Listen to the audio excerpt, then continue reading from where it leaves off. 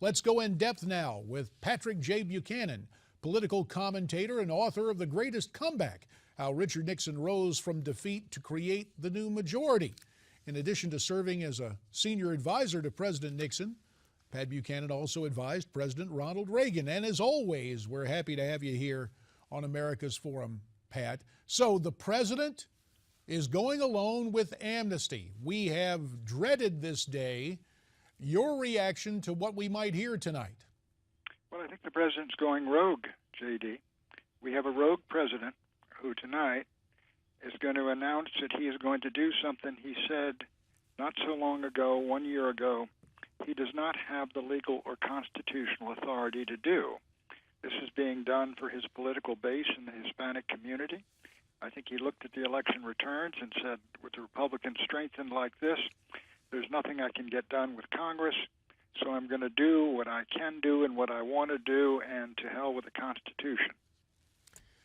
Mindful of that sobering assessment, there's a new poll out from the Wall Street Journal and NBC News. Neither of those outlets, especially border hawks, but their bipartisan polling unit finds 48% of Americans opposing executive action on immigration and 38% supporting it, with the rest undecided.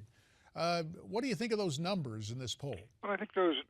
I don't dispute those numbers at all, but I do believe that the country realizes that the president here is acting in a usurpacious manner, that he is seizing power he does not have. Why is he doing it now? Why didn't he do it 2 years ago if he had this authority? Why didn't he do it 4 years ago? He's always been for amnesty and the path to citizenship. He didn't do it because he realized he didn't have the constitutional authority. And now he realizes he's not going to be able to get it done with the new Congress, so he's going to do it unilaterally. And with that, again, and with no constitutional or legal authority, as he himself said. Pat, as you might imagine, Republican reaction has been very strong against this. Retiring Oklahoma Senator Tom Coburn even warns about the potential for violence. Let's take a listen. The country's going to go nuts because they're going to see it as a move outside of the authority of the president. And it's going to be a very dangerous situation. You're going to see,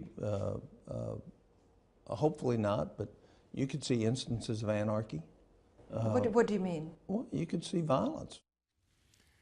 What about that, Pat? Violence, is that something that paradoxically the president would welcome in the wake of his announcement? I don't know that he would welcome it. If you get wild celebrations in the community of illegal aliens around the country, cheering and laughing at the rest of the country, you've completely demoralized the Border Patrol and the sheriffs along that border who have been fighting this good fight for a long, long time and who have tried to do their job. They're now being told everything you've done, to protect the border and to maintain us as one nation, one people, is by the boards. So I wouldn't predict violence. I don't know it, but it would not surprise me. I think this has polarized the country. I do think that, my view of a country as a nation, and it's really an enlarged community and a family, we decide whom we're going to bring in and adopt as new citizens. We've had a process. That's all going by the boards, J.D. I just think we're in another country now, and it's, I can't express how much I feel this diminishes us as one nation, one people, and one country when you've said, in effect, folks who can walk into your house and sit down at the table are entitled to do so and entitled to remain, and that we cannot deport them, and deportation is out of the question. And I think this is going to be clearly an ollie in-free invitation to folks who didn't come here, folks who got in line in Mexico City or elsewhere, folks who've waited to become American citizens because they love the country and this is where they want to raise their children. They all look like fools now. They all look like people who obeyed America's laws and followed her policies and her customs and traditions. And the guys who went up and walked across the border or pushed the kids across the border, they triumphed. They succeeded. They've won. That's what the message the President of the United States is sending to our country and to foreign countries all over the And world. Pat, when we're going to bring you right back after this break to talk more about the proposed amnesty, stay with us. There's more ahead here on America's Forum.